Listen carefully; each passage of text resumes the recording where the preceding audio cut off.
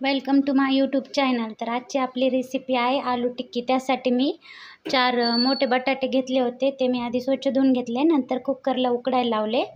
उकडून झाल्याच्या नंतर मी ते एका किसणीने बारीक असे किसून घेतले आहेत। तर यामध्ये मी बारीक किसून घेतलेल्या बटाट्यामध्ये 1 चमचा मीठ टाकून घेणार आहे। त्यानंतर 1 चमचा लाल तिखट, अर्धा चमचा गरम मसाला, चिली फ्लेक्स टाकून घेणार आहेत। म्हणजे थोडंसंच टाकणार आहे, कारण मी आधीच लाल तिखट टाकलेलं आहे। आता मी हे व्यवस्थित मळून घेणार आहे। मी हे बटाट्यात मी हे व्यवस्थित मिक्स करून घेतलेलं आहे। आता याचे मी छोटे छोटे असे चपटे गोळे करून घेणार आहे। अशा प्रकारे करून घ्यायचे आहेत व्यवस्थित। इथे एका डिशमध्ये मी कॉर्नफ्लॉवर घेतलेला आहे। कॉर्नफ्लॉवर थोडंसं यावरती टाकून घ्यायचं,